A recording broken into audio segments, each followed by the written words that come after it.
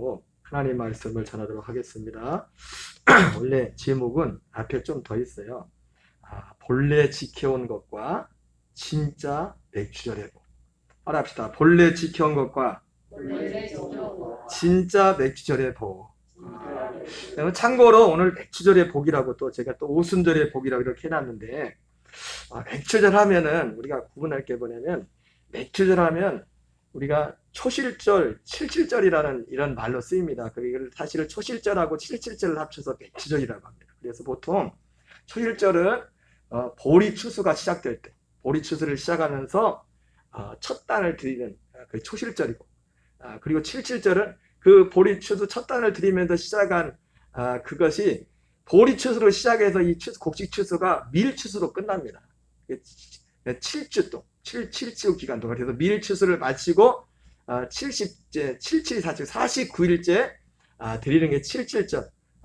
그래서 초실절, 칠칠절을 합쳐서 맥주절이라고 하는 겁니다. 맥주절이라고. 그래서 보통 우리는 이 초실절, 칠칠절 해서 또 칠칠절 또 오순절이라고 하는데, 정확히 말하면 칠칠절이 오순절은 아니에요.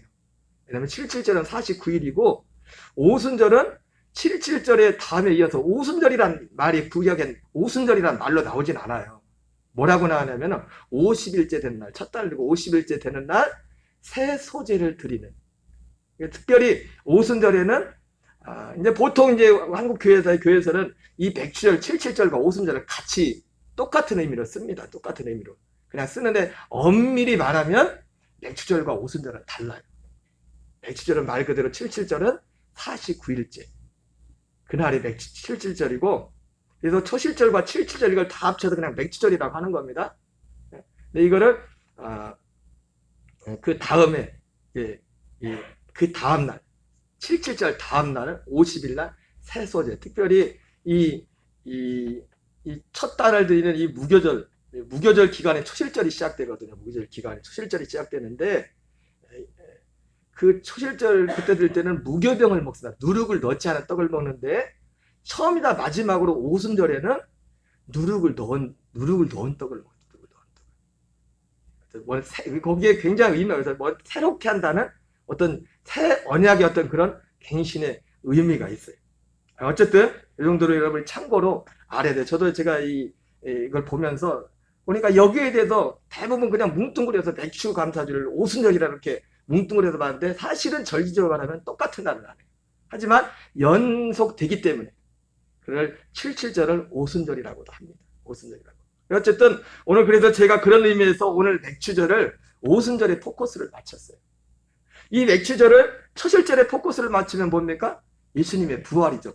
부활에 포커스를 맞춘 거고, 이거를 칠칠절에 포커스를 맞추면 바로 그 다음날 오순절이기 때문에 성령 강림에 초점이 맞춰지는 겁니다. 어쨌든 오늘 제목이 뭐냐면 본래 지켜온 것과 맥주절의 진짜 맥주절의 복이 뭔가, 그거면. 첫 번째는 본래 지켜온 것, 본래 힘쓰는 것. 여러분 오늘 사실 본문 갈라디아 2장 8절 10절을 택했는데, 어떤 분들 보면 이 본문하고 맥주절하고 무슨 관계가 있냐 그렇게 생각할 겁니다. 직접적인 관계는 없어요. 그런데 이 말씀의 문맥 가운데 제가 오늘 이 절기를 통해서 하고자 하는 이 말씀이 다 들어있어요. 자, 본래 힘써온 것, 본래 힘써온 것. 먼저 여러분, 이스라엘은 7대 절기가 있죠. 이따 뒤에도 보겠지만 7대 절기. 여러분 7대 절기쯤은 알고 있어야 돼요. 왜냐하면 이 7대 절기가 너무너무나 중요해요. 여기에 구원의 모든 스케줄이 다 들어있어요. 구원의 스케줄. 첫 번째는 유월절, 그 다음에 무교절, 그 다음에 초실절, 그 다음에 오순절, 그 다음에 나팔절, 그 다음에 대속제, 그 다음에 장막절. 이렇게 7대 절기, 7대 절기라고. 7대 절기. 이 7대 절기 중에서도 특별히 이스라엘 백성들에게 하나님이, 남자들은 1년에 적어도 이날은 3번은 꼭 와야 된다. 내한테 와야 된다는 건 어디예요? 성전에 와야 된다. 예루살렘 성전에 와야 된다는 겁니다. 3번은 꼭 와야 된다 했던 그 절기가 있는데, 그게 뭐죠? 유월절. 그 다음에 나도 갑자기 생각이 안 나네. 유월절하고 뭐죠? 맥주절하고 수장절. 이렇게 3번. 자, 그래서 특별히 이 모든 절기들은 하나님 이 여러 가지 공통점이 있는데 특별히 여기 사도 바울이 오늘 갈라디아 2장 10절에서 다시 한번 2장 10절 한번 읽어볼까요? 시작. 다만 우리에게 가난한 자들을 기억하도록 부탁하였으니 이것은 나도 본래부터 힘써 행하였노라. 사도 바울이 오늘 뭔 얘기를 하냐면은 가난한 자들을 기억하도록 부탁을 하였는데 이것은 나도 본래부터 힘써 행하였다. 이게 본래부터 힘써 행하였다는 뜻이 뭐냐면 사도 바울이 예수님 믿기 전에도 하나님을 믿었잖아요. 그죠? 예수님 만나기 전에도. 그래서 이 예수님 믿기 전에도 사도 바울이 하나님을 믿었고, 그리고 하나님 믿었기 때문에 당연히 유대인들로서 그 절기를 지켰겠죠. 절기를 지켰겠죠. 그 절기 속에는, 유대인들이 있던 절기 속에는 하나님을 믿는 하나님의 자녀들이 섬겨야 될 어떤 마땅한 도리들이 그 속에 다 담아있어요. 그 중에 하나가 뭐냐면, 뒤에 나오지만은 가난한 자들을 돌보는 거였어요. 가난한 자들. 이 절기 가운데. 어려운 사람들 돌아보는 거. 사실은 저희도 얼마 되지 않지만 다른 때는 몰라도 절기 때 나오는 헌금은 다 다른 데 보내잖아요. 선교사님들한테 보내고 또 뭐 큰 돈을 안 해도 주변에 혹시 어려운 분 있으면 좀 도와주고. 여러분 오늘도 헌금한 거 여러분 교회에서 하나도 안 씁니다. 다 밖으로 보냅니다. 얼마가 됐든지 간에.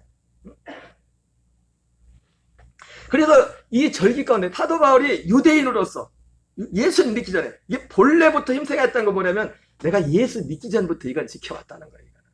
이런 내용들을. 뭔 말씀인지 아시겠어요? 뭔 말씀? 그러니까 우리가 사실은 이 절기라는 것이 우리가 절기를 지키지만 사실은 그리스도인들이 이 절기를 지킬 필요는 없어요. 구약의 절기. 예, 우리 유대인이 아니거든요. 그래서 골로새서에서 뭐라고 했어요? 절기를 안식이냐 절기를 가지고 편론하지 못하게 했어요. 너 그거 안 지키면 구원 못 받아 그런 말 하지 말라 했어. 그런데도 지키는 이유가 있어요. 우리가 본래 기본적으로 우리가 예수님을 믿는 것은 단순히 예수님을 믿는 예수님 통해서 누굴 믿는 거예요? 하나님 아버지를 섬기는 거잖아요. 하나님 아버지에 대한 또 하나님께서 원하시는 그런 기본적인 우리 기본이 있단 말이에요. 진짜 복이 뒤에 있지만은 그거 말고 우리가 기본 예수 믿는 사람들이 지켜야 될 기본이 있단 말이에요. 기본.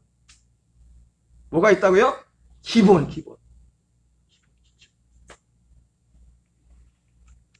우리 신명기 16장 9절 11절 한번 같이 읽겠습니다. 시작. 7주를 셀지니 곡식에 낫을 대는 첫날부터 7주를 세어 내 하나님 여호와 앞에 7절을 지키되 내 하나님 여호와께서 내게 복을 주신 대로 네 힘을 헤아려 자원하는 예물을 드리고 너와 내 자녀와 노비와 내 성중에 있는 레위인과 및 너희 중에 있는 객과 고아와 과부가 함께 내 하나님 여호와께서 자기 이름을 드시려고 택하신 곳에서 내 하나님 여호와 앞에서 즐거워할지니라. 이 7절은 아까 말씀드렸던 것처럼 초실절부터 시작된 이 맥추절이 이게 초실절은 뭐예요? 이제 추수를 시작하면서 이 첫 열매를 하나님께 드리면서 하나님 앞에 먼저 드리면서 이 추수를 시작하는 겁니다. 그리고 추수를 끝나는 게 7.7절. 그래서 그걸 다 끝내고서 초실절은 시작하기 전에 감사하는 거고 먼저 하나님을 드리는 것이고 7.7절은 똑같은 맥추절인데 이걸 다 끝나고 나서 이제 하고 나서 추수를 다 마치고 나서 하나님께 감사하는 거예요. 그래서 초실절은 단지 이제 첫 단을 이렇게 드리는 그런 행위만 있지만 이 7.7절은 첫 단 드리는 게 끝나는 게 아니라 여기 나와 있는 것처럼 7.7절을 지키되 네 하나님 여호와께서 어떻게 해요? 네게 복을 주신 대로 내 힘을 헤아려 자원하는 예물을 드리고 너와 네 자녀와 노비와 네 성중에 있는 레위인과 및 너희 중에 있는 객과 고아와 과부가 함께 내 하나님 여호와께서 자기 이름을 드시려고 택하신 곳에서 내 하나님 여호와 앞에서 즐거워할지니라. 그러니까 오늘 사도 바울이 가난한 자들을 여기 앞에 나온 것처럼 다만 우리에게 가난한 자들을 기억하도록 부탁했는데 이것은 본래 나도 힘써 지켜 행하던 것이라. 이 말이 이러한 배경에서 나온 겁니다. 이런 믿음, 원래 사도 바울이 예수님 만나기 전에도 하나님을 믿는, 여호와 하나님을 믿는 믿음 안에서 이 믿음이 기초가 되어 있다. 여러분, 우리가 예수 믿는 성도들, 우리가 구약 성도들 같은 그런 것처럼 율법을 그런 식으로 지키기로 했지만 그런 정신을 따라가야 됩니다. 그 기본입니다. 그 기본. 하나님을 섬기는 데 있어서 이게 기본이 돼. 기초가. 예배 하나 드리는 거, 우리가 하는 모든 것들, 그거 하나하나가 뭐 예수님의 자유라고 아무렇게 하는 게 아니에요. 자, 그런데 오늘 드리고자 할 말씀은 여기서 끝나게 진짜 맥추절에 복이 있다는 겁니다. 본래 지킨 것과 진짜 맥추절의 복. 아까 말씀드린 것처럼 제가 이 진짜 맥주절의 복은 오순절에 초점을 맞췄다 했죠. 그죠? 오순절에. 자, 그럼 진짜 맥주절의 복이 뭡니까? 갈라디 2장 8절 9절 같이 있습니다. 시작. 베드로에게 역사하사 그를 할례자의 사도로 삼으신 이가 또한 내게 역사하사 나를 이방인의 사도로 삼으셨느니라. 기둥같이 여기는 야고보와 게바와 요한도 내게 주신 은혜를 알므로 나와 바나바에게 친교 약속을 알렸으니 우리는 이방인에게로 그들은 할례자에게로 가려 함이라. 자, 보니까 진짜 사도 바울이 오늘 이 내가 이것은 전에도 힘써 직행했다 그 말을 하기 전에 오늘 이 얘기를 했단 말이에요. 이 얘기를 하면서 진짜 맥주절의 복은 뭐냐면 사도 바울이 받은 복이에요. 사도 바울이 받은 은혜.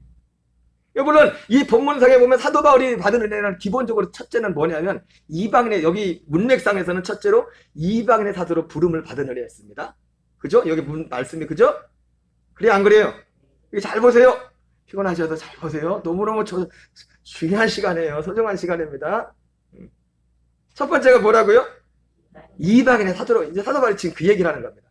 그러나 이 말 속에는 단지 사도 바울이 받은 은혜가 이방인의 사도로 부름받았다는 것이 기본적으로 이게 배경이 있지만, 두 번째 뭐냐면 사도 바울이 받은 구원의 은혜를 말하는 겁니다. 구원의. 그래서 바울과 야고보 사도들과 그들이 어떻게 친교 약속을 위해서, 이들은 유대인에게, 난 이방인에게 하지만 같은 구원의 믿음을 가졌기 때문에 친교 약속을 한 거예요. 지금 그 은혜를. 여러분, 맥주절의 복은 무슨 복입니까? 맥주절의 복은요, 구원의 복이에요. 구원의 복. 여러분, 목사님 무슨 맥주절이 구원의 복이 그러지 말지 안 해요. 맥주절이 구원의 복이에요. 오순절이 구원의 복이에요. 오순절. 오순절날 구원이 맺습니다. 여러분, 이걸 정확히 하셔야 됩니다. 오순절에 구원이 있다. 오순절이 구원이라고. 오순절이. 에베소 2장 8절 읽겠습니다. 시작. 너희는 그 은혜에 의하여 믿음으로 말미암아 구원을 받았으니 이것은 너에게서 난 것이 아니요 하나님의 선물이라. 자, 사도 바울이 받은 은혜, 이 은혜가 진짜 복, 진짜 오순절의 복이 이 은혜입니다. 이 은혜가. 그 은혜가 뭡니까? 구원의 은혜, 구원의 은혜. 마태복음 16장 26절 읽겠습니다. 시작. 사람이 만일 원천을 얻고도 제 목숨을 잃으면 무엇이 거리요? 사람이 무엇을 주고 제 목숨과 바꾸겠느냐? 여러분, 우리가 신앙생활에 있어서 사실은요, 이 사도 바울이 오늘 구원의 은혜를 받았다는데 구원이 전부입니다. 구원이 전부예요. 구원이. 그러면 어떤 사람들이, 동의하지 않는 사람들이 이렇게 한 거예요. 구원에 대해서 잘 오해하고 있기 때문에 구원이 전부란 말에 동의를 못하는 거예요. 구원이 전부입니다. 구원이. 여러분, 우리 신앙생활에서 제일 중요한 것이 구원입니다. 그리고 진짜 구원이 전부예요. 진짜 구원이.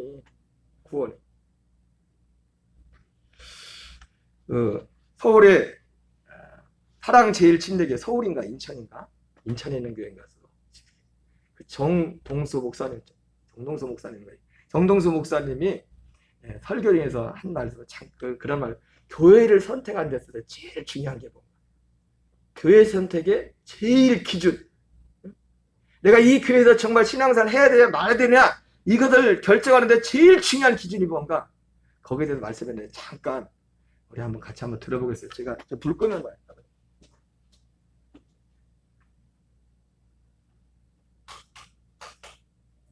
하나님이 우리 인간을 향해서, 우주 공간, 이 모든 창조물을 향해서 가지고 계신 계획이 많습니다. 그런데 하나님의 모든 계획 중에서 저와 여러분, 우리 인간에게 가장 중요한 계획은 뭐냐? 하나님의 구원 계획이에요. 하나님의 구원 계획. 이것이 저와 여러분에게 가장 중요한 거예요. 그러니까 저와 여러분이 교회를 다녀야 되겠다. 교회 다니지 않는 분이 교회를 찾아서는 교회를 다녀야 되겠다 할 때 많은 분들이 이런 생각을 합니다. 일단은 좀 건물이 좋아야 되지 않겠냐. 또 접근성이 집에서 좀 가까워야 되지 않겠느냐. 요즘 다 차를 갖고 가니까 주차장 시설이 좀 넓어야 되지 않냐. 아이를 봐주는 그런 시설이 좀 있어야 가서 설교를 듣고 예배를 드릴 수 있지 않겠냐. 그래도 좀 성도수가 많은 교회에 좀 가야 되지 않겠느냐. 목사가 인터넷이나 뭐 이런데 뭐 많이 나가서 유명한 그런 사람이 좀 돼야 되지 않겠느냐. 그래서 교회 가면 성도들 간의 그 교제가 이렇게 끈끈하게 잘 이루어지는 그런 교회를 찾아야 되지 않겠느냐. 음악이 좋은 그런 교회가 돼야 되지 않겠느냐. 아이들 교회 학교 교육이 잘 이루어지는 그런 교회가 돼야 되지 가야 되지 않겠느냐. 뭐 등등해서 여러 가지 이유를 들어서 교회를 이제 찾으려고 합니다. 그래서 제가 오늘 여러분에게 말씀드릴게요. 교회를 찾으실 때 가장 중요한 것은 뭐냐? 그 교회 목사가 하나님의 구원 계획을 정확하게 잘 설명을 하고, 그래서 그와 같은 그 목사의 구원 계획과 설교와 강해를 듣고 구원을 받을 수 있는 교회를 가셔야 돼요.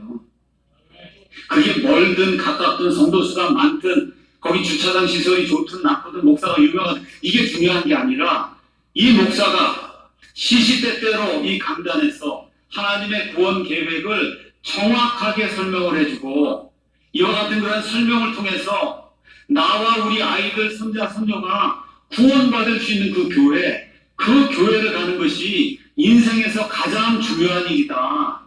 여러분에게 제가 분명하게 말씀을 드릴 수 있어요.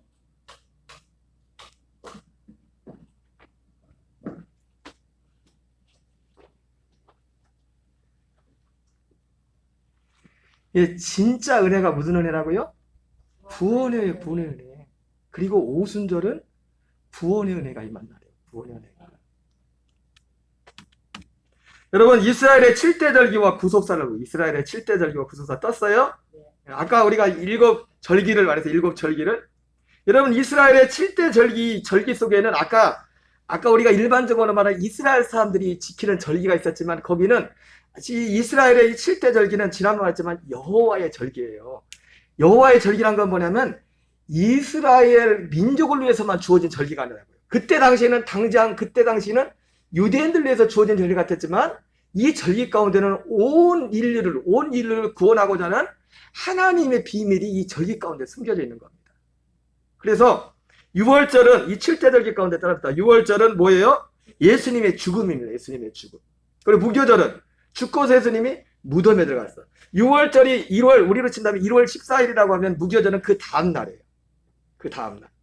그리고 초실절은 부활이에요. 부활인데 초실절은 언제입니까? 무교절 기간 중에서, 초실절은 무교절 기간에 있어요. 무교절 기간 중에서 제일 첫 번째 안식일, 무교절 다음에 첫 번째 안식일 다음 날, 우리로 말하면 주일날이 초실절. 예수님의 부활이죠. 그 다음에 네 번째는 오순절, 성령 강림입니다. 다섯 번째는 재림, 나팔절, 예수님의 재림. 그리고 여섯 번째는 대속죄, 일곱 번째는 장막절, 생명의 부활, 영원 천국입니다. 눈 뜨세요. 눈 감으시면. 누가 눈 감았어. 자, 여러분, 여러 가지 여쭤볼게요. 여기 7대 절기가 있는데, 여기서 참 중요한 게 있어요.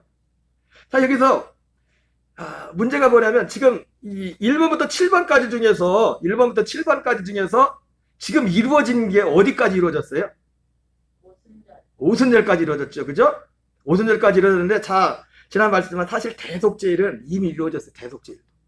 이 순서를 가지고 이 이단들이 이걸 가지고 나중에 다시 조사 심판하고 그런다는 교리가 대속죄일을 가지고.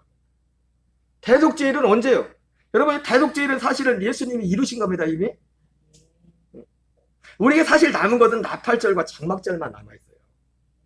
왜 그런지는 모르겠지만, 이스라엘 절기상에서 이걸 한 것 같지만, 대속죄일은 다시 속죄하는 제사가 없어요. 대속죄일은 이미 이루어졌. 그럼 대속죄일이 어느 절기에 들어가면 맞을 것 같아요, 여러분, 보기에.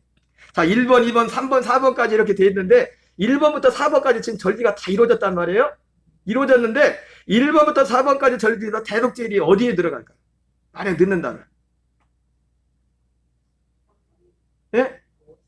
3번과 4번 사이에 들어가요. 왜? 예수님이 부활하셔서 승천하셔서 대제사장이 되셔서 거기 속죄를 이루었댔잖아요. 그죠? 히브리서에 나오는 그것이 대속죄일이란 말이에요. 자, 그러면 여러분 보세요. 1번부터 그래서 지금까지 이루어진 것은 어쨌든 1번부터 4번까지가 이루어졌죠. 그죠? 그러면 구원은 어디가 구원이에요? 구원은 어디서 구원을 받는 거예요? 어디서 구원받아요?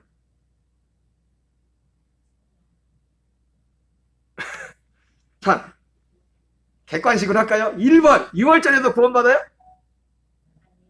무교절에서? 소실절에서? 어디서 구원받는 거예요? 오순절에 구원받아요, 오순절에. 다시 말하면, 구원과 성령 강림은 하나입니다, 성령. 구원과 성령 강림은 하나다. 그러면 여러분들 그렇게 되면, 그러면 나는 구원 못 받아. 성령에 대해 불을 경험하지도 못한 것 같고. 기준이 그게 아닙니다. 그런데 중요한 건 뭡니까? 진짜 구원받은 사람은 성령 받은 사람이에요. 진짜 구원받은 사람. 성령 없이 구원은 없습니다. 성령 없이 구원은 없습니다. 또 이상한 눈빛으로 쳐다보는. 아무리 유명한 목사님은 그렇게 말하든, 아무리 유명한 목사님이 말해도 틀린 거예요. 아까 말하잖아요. 큰 교회가 아니라고. 오순절 이전에는 구원받은 사람이 없잖아요. 거듭난 사람이. 구원이 뭐예요? 거듭난 거잖아요. 예수님이 요한복음 7장에서 예수께서 아직 영광을 받지 않으심으로 저들 가운데, 제자들 가운데 아직 성령이 계시지 않더라. 성령이 우리 안에 오셔야 구원이란 말이에요. 그분이 우리 안에 오시기 위해서 죽으셨고 무덤에 들어가셨고 그리고 부활하셨단 말이에요. 그리고 승천하셨단 말이에요. 여러분, 이것은 너무너무나 중요한 겁니다. 너무너무나 중요한 거예요. 그러니까 구원이 뭐라고요? 성령 강림과 구원이 성령 강림. 그러나 물론 이 성령 강림이라는 것이 이 사도행전에 나오는 것도, 사도행전 2장에는 성령 강림할 때 많은 사람들이 놀랐죠. 어떤 큰 표적들이 있었죠. 그죠? 큰 표적과 기적이 있었어요. 여러 가지 의미가 있을 겁니다. 그러나 이 성령 강림이 이 구원받는 것이 다 그들과 그렇게 똑같이 들어없습니다. 존 웨슬리 목사님도 그러지 않았거든, 사실. 그러나 중요한 건 뭐예요? 성령 강림과 성령님이 우리의 임하심과 구원은 하나라는 한 사건. 이것이 진짜 맥주절 오순절에 우리에게 하나님이 주는 진짜 복이, 진짜 복. 진짜 복이 이거라고. 맥주절 오순절의 진짜 복은 구원, 성령 강림입니다. 자, 이것은 첫 번째로 새 언약이 성취된 거예요. 새 언약이. 우리 고린도서 4장 6절을 같이 읽겠습니다. 시작. 그가 또한 우리를 새 언약의 일꾼 되기에 만족하게 하셨으니 율법점으로 하지 아니하고 오직 영으로 함이니 율법점으로는 죽이는 것이요 영은 살리는 것이니라. 자, 그래서 사도 바울이 자기를 뭐라고 했어요? 새 언약의 일꾼이에요. 새 언약. 그러니까 구원이 뭐라고요? 내가 구원받다는 것이 새 언약이 이루어졌다는 거예요. 아까 제가 오순절을 말씀드리면서 오순절에 이 무교절은 그 누룩을 넣지 않는 그런 빵을 먹었는데 오순절에는 누룩을 넣는댔죠. 그죠? 거기에 의미가 있댔죠. 새로운 언약의 갱신은 새 어떤 언약. 바로 오순절의 이 진짜 복은 뭐냐면 새 언약이 우리에게 성취된 거예요. 새 언약. 여러분, 이 새 언약은 어떤 언약입니까? 에베소서 1장 3절 5절에서 사도 바울은 여러 각도로 이 새 언약에 대해서, 구원에 대해서 설명하고 있어요. 에베소 1장 3절 5절 같이 읽겠습니다. 시작. 찬송하리로다. 하나님 곧 우리 주 예수 그리스도의 아버지께서 그리스도 안에서 하늘에 속한 모든 신령한 복을 우리에게 주시되 그 창세전에 그리스도 안에서 우리를 택하사 우리로 사랑 안에서 그 앞에 거룩하고 흠이 없게 하시려고 그 기쁘신 뜻대로 우리를 애정하사 예수 그리스도로 말미암아 자기의 아들들이 되게 하셨으니. 여러분, 이 오순절의 이 맥주절의 진짜 복은 하늘의 신령한 복을 받는 겁니다. 하늘의 신령한 복. 이 하늘의 신령한 복이 뭡니까? 자기의 하나님의 아들들이 되는 겁니다. 아들들이. 이 창세전의 하나님의 약속. 디도서 1장 2절 3절에서 동일한 말씀 사도 바울이, 여러분, 사도 바울은 사실 사도 바울이 쓴 편지를 보세요. 다 이 얘기예요. 다 이 얘기. 우리가 몰라서 그렇지, 그때 난 놓고도 기억자도 온다 몰라서 그렇지, 사도 바울이 쓴 편지 중에서 이 얘기를 빼놓은 데가 없어요. 단어만 다르게 썼을 뿐이죠. 디도서 1장 2절 3절 읽겠습니다. 시작. 영생의 소망을 위함이라. 사랑하는 여러분 영생의 소망이 있어요? 영생의 소망. 이 영생은 거짓 없으신 하나님이 영원전부터 약속하신 것인데 자기 때에 자기의 말씀으로 전도로 나타내셨으니. 자 보세요. 바로 이 오순절 맥주절의 복은 뭐냐? 바로 영생, 거짓 없을 하나님이 영원 전부터 약속하신 이 약속이 우리에게 이루어진 날입니다. 우리 개인에게. 그러나 지금 이루어진 분도 있고 아직 이루어지지 않은 분도 있습니다. 여러분, 6월절과 보세요. 여기 보세요. 6월절과 무교절과 부활절은 사실 우리하고 상관이 있어요, 없어요?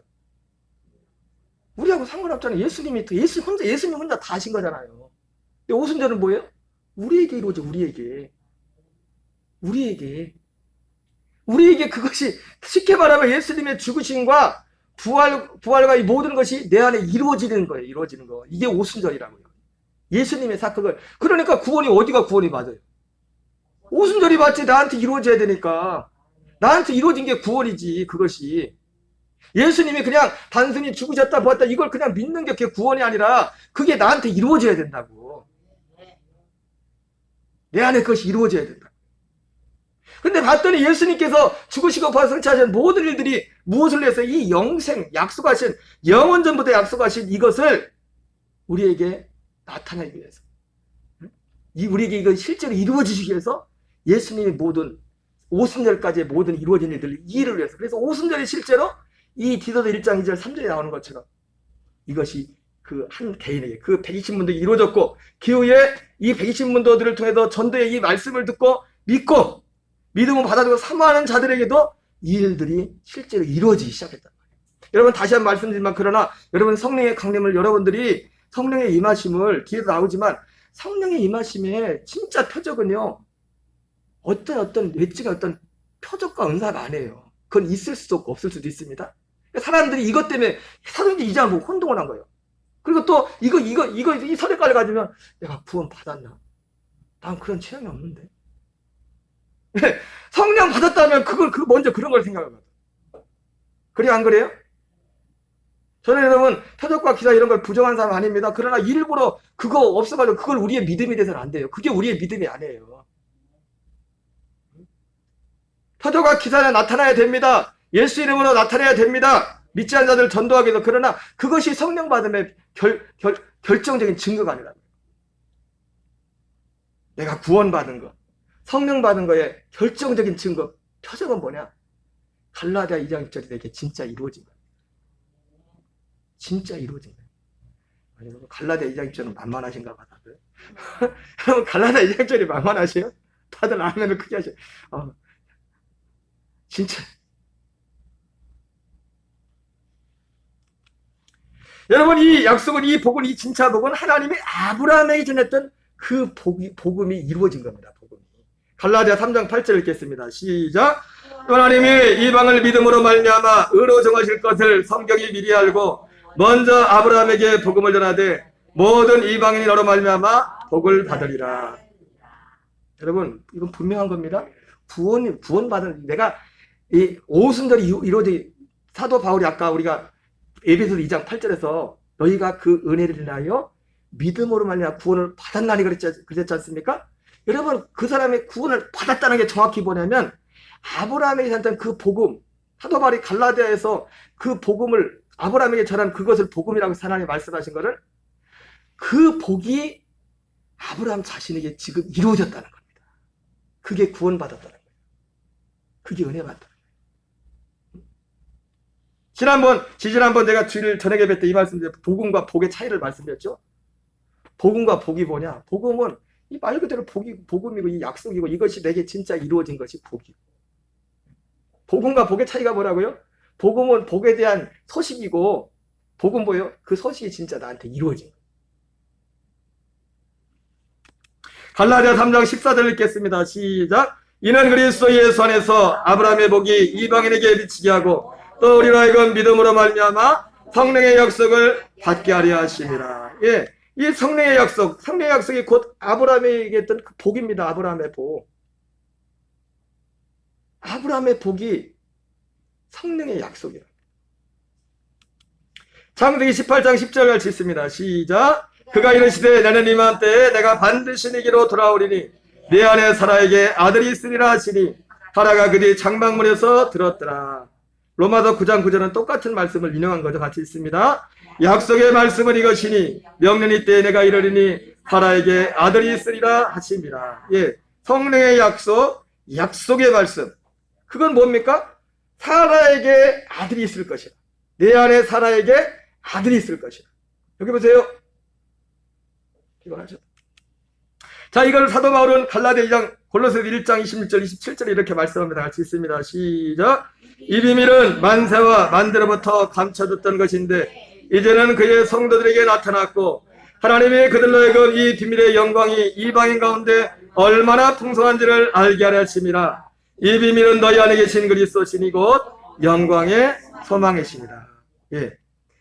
이 복이 뭡니까? 아브라함의 복이 실제 뭐냐면, 성령의 약속이 뭐냐면 우리 안에 그리스도. 여러분, 제가 수요일 날도 말씀드렸지만 성령님을 그리스도의 영이라고도 합니다. 근데 성령 자신이 그리스도의 영이란 뜻이 아니라, 그리스도 영이라는 거 아니라 성령이 오시는 건 뭐냐? 성령, 성부, 성자, 성령 삼위 하나님이 삼위일체라고 하지만, 하나라고 하지만 성부, 성자, 성령, 삼위가 또 따로잖아요. 그죠? 따르면서 하나잖아요. 이거 좀 비밀이야. 그죠? 그런데 여기 성령님을 그리스도의 영이라고 할 때는 성령 삼위 중에서, 삼위일체 중에 성부, 성자 중에 삼위 되신 성령님이 그 자신이 그리스도의 영이라는 게 아니라, 왜 그리스도의 영이라는 거 하냐면 성령이 오셔서 이 그리스도의 영을 우리에게 주기 때문이에요. 아들의 영을. 무슨 말씀 아세요? 성령이 오신 목적, 그래서 약속의 성령이라, 약속의 성령. 제가 언제 3일 밤에도 말씀드렸죠. 왜 약속의 성령이라고 하느냐? 약속대로 내가 가서 다시 성령을 보내게 돼 약속했기 때문에 약속의 영이지만은 그분이 오셔서 이룰 일이 뭐냐면 이 약속을 이루기 때문에 약속의 성령이라는 겁니다. 성령의 약속을 받았다는 거예요. 성령의 약속. 그리스도. 그래서 이 성령님, 그리스도의 영의 특징이 뭐냐면, 그리스도의 영은요, 거룩하고 죄를 이기며, 죄를. 우리가 초대교회를 생각하면 먼저 생각한 게 뭐냐면 표적과 기적을 먼저 생각해요. 여러분, 표적과 기적은 구약에도 있었어요. 그러나 구약 시대는 진짜 죄를 이기는 능력은 없었어요. 진짜 죄를 이기는 능력은 없었다.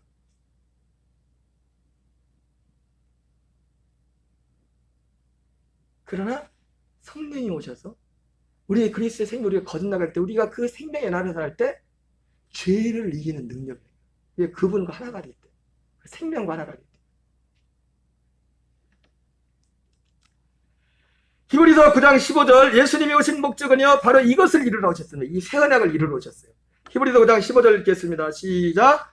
이로 말미암아 그는 새 언약의 중보자시니 이는 첫 언약 때의 범한죄에서 속량하려고 주고사 부르심을 입은 자로 하여금 영원한 기업의 약속을 얻게 하려 하시며. 여러분, 우리가 오순절은 아까 말했죠. 오순절의 진짜 복이 뭐냐면 영원한 기업의 약속을 받은 거예요. 영원한 기업의 약속을 받는 거예요.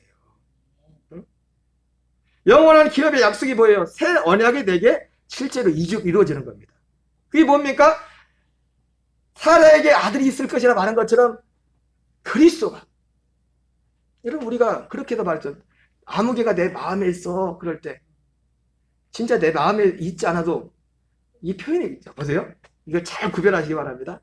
내가 어느 날 갑자기 좋아하는 애인이 생겼어. 남자들. 그러면 진짜 애인이 생기면 어떻게 해요? 눈을 감으나 눈을 뜨나 누구만 생각나요? 아무개만 생각나죠. 그죠? 아무개가 그럼 어디 있는 거예요? 내 마음에 있죠. 근데 내 마음에 진짜 마음에 있는 거예요? 진짜 마음에 있는 건 아니죠. 그죠? 맞아요. 그러나 주님이 내 마음에 계시다는 건 진짜 계신 거예요. 진짜 그분이 내 안에 오신 거예요. 그냥 마음에 있다는 거예요. 예수님이 아무개나 있지 그 주님을 내가 믿습니다. 주님이 믿습니다 하고서 뭐 이걸 구별하시기 바랍니다. 혹시 몰라요. 오늘날 교회 다니는 분 중에서 애인 생각하듯이 예수님을 대하는 사람, 그런 사람이 없지 않아 있을 수 있습니다. 있어요, 없어. 진짜 내 안에 계십니다. 진짜 내 안에 계셔. 진짜 내 안에 계셔야 돼요. 진짜 내 안에. 이게 새 언약, 새 약속이라. 이것이 영원한 기업의, 그리고 예수님이 오신 목적도, 그러니까 예수님이 육체로는 우리 안에 못 오시죠. 그리고 우리가 죄가 있기 때문에 죄 문제를 해결하지 못하면 우리 안에 못 오신단 말이에요, 주님이. 주님이. 여기까지 이해되세요? 성령을 그리스도의 영이라고 할 때는 성령 자신이 그리스도의 영이 아니라 그리스도의 영과 우리가 그 일을 하시기 때문에 그리스도의 영이라고 하는 거예요. 성령을.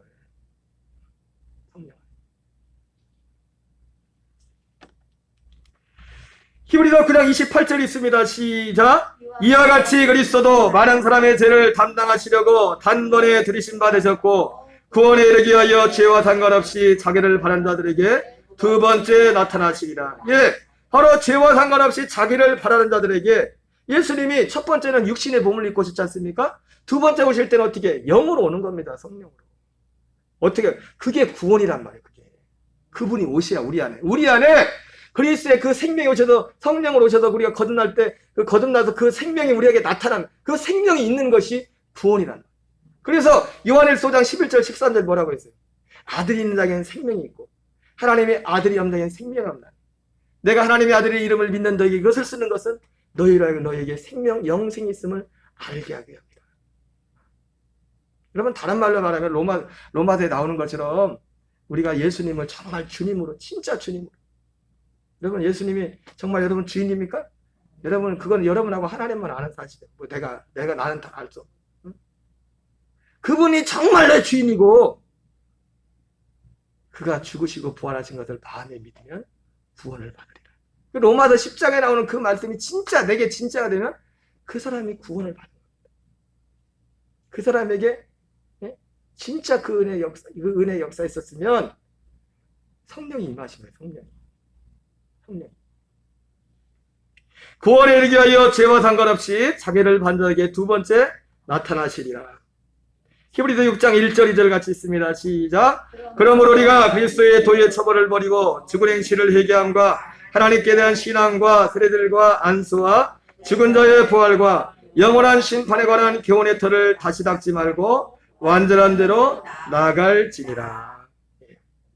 여러분 바로 이 완전한 데 그리스도의 도의 처벌에서 완전한 대로 나가는 이 믿음이 바로 오순절 맥주절의 진짜 복은 뭐냐면 이 복을 받는 겁니다. 이 복을. 완전한 데가 뭡니까? 새 언약이에요. 새 언약. 여러분 아까 말씀드렸죠? 오순절 맥주절의 진짜 복은 성령을 받는 것입니다. 구원을 받는 거예요. 성령 받지 않고 성령 없이 구원 없습니다. 성령 없이. 성령님을 통해서 이건 분명한 겁니다. 그래서 구원이 어디가 구원이라고요? 절기적으로? 오순절이 구원이라고. 오순절날 구원받는 거라고.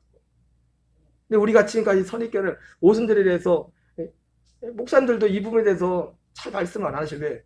이렇게 말하면 성령 체험하지 우리가 생각하는 생각처럼 뭐 방언도 못하고 뭐 이런 사람들이 많은데 사람들이 헷갈릴 수 있단 말이에요. 그래서 그러나 분명한 뭐예요? 성령 받는 것과 구원받는 건 하나의 사건이에요. 하나의 사건. 거듭나는 거예요. 성령 받는 거. 예수님도 물과 성령으로 거듭나야 된댔잖아요. 그게 구원이잖아요. 그죠? 맥추절에 이 복, 진짜 복은 구원과 성령 받음인데 구원과 성령 받음의 정확한 아까 말씀드린 분명한 표적 그 증거가 뭐랬어요? 그 증거가 뭐랬어요? 갈라디아 2장 1절이에요. 제가 사실은 이 설교가 쉽지 않은 설교라 내가 생각한 게 뭐냐면 주일날마다 시작할 때 또 연세 드신 분들이 계셔서 이 갈라디아 2장 1절을 몇 번씩 소리치고서 설교를 시작하겠다 그 생각을 했어요. 왜? 이 말씀만 진짜 하다가도 이게 진짜 믿어져 하는 역사면 이게 이 생명이 되니까 이 말씀 자체. 응? 우리 갈라디아 2장 1절을 읽겠습니다. 시작. 내가 그리스도와 함께 십자가에 못 박혔나니 그런즉 이제는 내가 사는 것이 아니요 오직 내 안에 그리스도께서 사시는 것이라. 이제 내가 육체 가운데 사는 것은 나를 상하사 날 위하여 자기 자신을 버리신 하나님의 아들을 믿는 믿음 안에서 사는 것이라. 여러분 우리에게 구원도 성령도 어떻게 오느냐? 이미 구원받아서 성령 받아서 이렇게 고백할 수도 있지만 이 약속을 믿고 정말 간절히 바라고 삶할 때 우리 안에 이 말씀이 실제가 되는 그것이 구원이고 이 실제가 될 때 그냥 실제 우리 힘으로 되는 게 아니라 성령님이 역사하셔야 이게 우리에게 실제가 돼요. 성령이 오셔야. 이 성령이 오면은 뭐 방언하고 뭐 태도하고 뭐 그게 없어도 그거는 하나님이 원하는 대로 하나님이 하시는 거고, 진짜 중요한 건 뭐예요? 이게 내 안에 이루어져야 돼, 이것이. 갈라디아 2절이. 응? 내가 그리스도에서 함께 십자가에 못 박혀 죽었나. 그런데 이제 내가 사는 것이 아니라 오직 내 안에 그리스도께서 사시는 것입니다. 응? 여러분, 이것이 진짜 맥주절의 복, 진짜 오순절의 복은 이거예요. 그래서 본래 지켜온 것도 잘 지켜야 됩니다. 그러나 그거는 유대인들이 지키던 것이고, 그러나 우리도 그걸 지켜야 돼요. 기본은 해야 되니까. 뭘 해야 된다고요? 기본은 해야 돼, 기본. 응? 영혼은 몸이 죽은 것처럼 응? 행함은 믿음이 뭐 죽었다는 거죠. 몸이 있어야 영혼도 있는 거니까. 그건 기본. 당연히 사도 바울이 오늘 뭐랬어? 본래 내가 그건 본래 했던 거지. 응? 우리가 기본적으로 한국교회에서 하는 이런 것들을 절기를 지금 그건 본래 그냥 하는 것이고 그 자체로서 소중한 겁니다. 그러나 진짜 복은 그게 아니에요. 진짜 복은 성령과 구원이에요. 성령과 구원. 여러분, 오직 맥주절에 오순절의 복을 누리며 사시는 애가 있기 바랍니다. 여러분, 그러려면 우리에게 이 복을 받으려면 간절한 기대와 소망이 있어야 돼요. 항상 말씀드리지만 이 복은 너무나 소중하기 때문에, 제일 진짜 복이기 때문에, 진짜는요 쉽게 얻을 수가 없어요. 그냥 안 줘요. 우리가 지금까지 구원을 너무 쉽게 생각해요. 구원은 문제예요. 고린도 4장 10절 11절 읽겠습니다. 시작. 우리가 항상 예수의 죽음을 몸에 짊어지면 예수의 생명이 또한 우리 몸에 나타나게 하려 함이라. 우리의 살아있는 자가 항상 예수를 위하여 죽음에 넘겨지면 예수의 생명이 또한 우리 죽을 육체에 나타나게 하려 하심이라. 여러분, 오순절 맥주절의 복을 누리는 건 뭐냐면 바로 이거예요. 저 아는 선배 목사님이, 그 목사님은 전에도 몇 번 말씀드렸지만은 참 목회 난단에 열심을 가지고 참 하는 가운데, 그 목사님 말씀으로는 죽은 사람 살린 거 빼고는 그것만 못 해보고 웬만한 기적은 다 행해봤다. 기적이 넘쳐나는 교회. 그저께 기적이 넘쳐나고, 그런데 목사님이 항상 조마조마해지는 시즌이 있었대. 언제? 김장철. 김장하다가 꼭 그렇게 성령 충만하고 기도하는 사람들 삐져가지고 교회 나가버리고. 여러분, 진짜 성령 충만이 뭔지 아십니까? 김장하다가 안 삐지는 게 성령 충만하고. 우리는 김장 사지 않지만은, 응? 설거지 하다가 뭐 말대로 삐져가지고 나 교회 나와 안 나와. 아니, 목사님이 진짜요. 아니, 나는 내가 그 목사님 들어보니까 나는 그 목사님이 행한 능력의 3분의 1, 3분의 1이 뭐야? 나는 어쩌다가 가뭄에 콩나듯이. 그분은 일상이, 그 교회 자체가 그런 기적과 능력이 충만해. 실제로 하늘문이 열리고 그런 뭐 별 역사. 근데 목사님, 그래서 그분이 진짜 목회를 그만두려고 했었어요. 아, 이게 뭐냐 이게? 어? 아, 이게 뭐라냐 이게? 아, 이렇게 성령처럼 그렇게 열심히 했는데 저렇게 힘없이 교회를 떠나버리나? 하나님을 배반하나?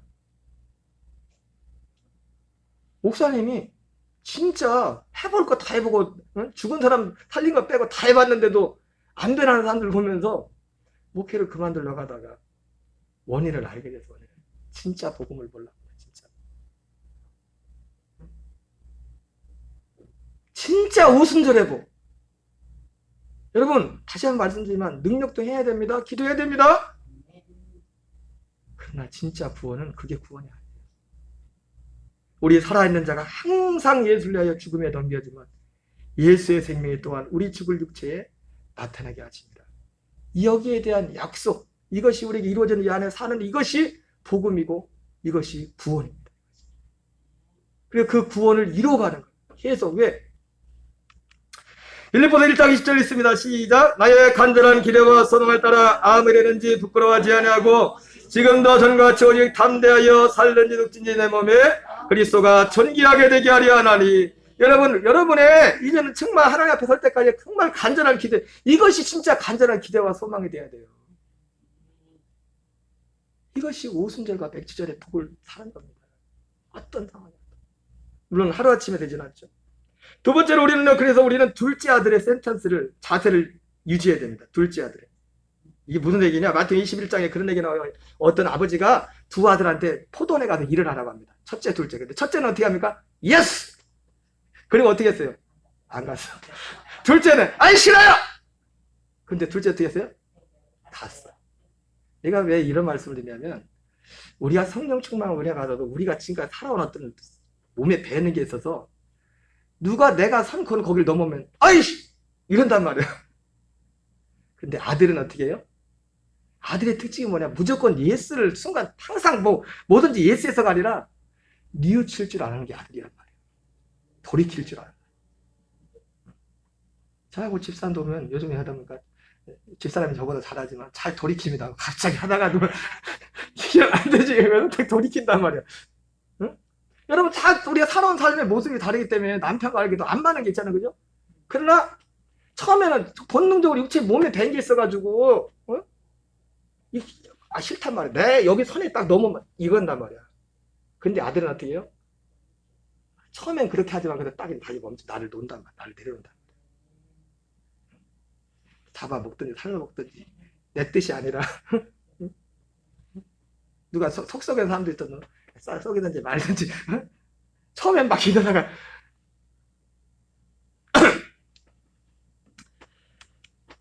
복음에 연합을 해야 됩니다. 여러분 이 복음에 연합을 하면은요 하나님의 길이 방법 하나밖에 없어요. 복음의 이 생명의 말씀을 이 약속의 언약의 말씀을 지속적으로 받아야 돼요. 히브리서 5장 12절 14절에 지각을 사용함으로 연단을 받아. 여러분 이런 말씀이 쉽진 않아요. 지각을 사용해야 돼요. 이 말씀의 뜻이 뭔가요? 하면서 이거를 계속 내 생명하고 생명 한가운데 실제로 내 삶 속에서 그리스도의 생명과 연합 나는 죽고 예수님이 하는 일들이 조금씩 일어난다. 마치 성전 문지방에서 쭉 물이 스며나왔던 그것이 조금 가니까 발목에 무릎에 허리에 이렇게 차고 넘쳤던 거죠. 여러분 우리는 진짜 오순절의 복을 받을 줄 믿습니다. 우리 찬양하겠어요. 찬송가 183장 빈들의 말은 불같이 우리 손뼉 치면서 오랜만에 찬양하겠습니다.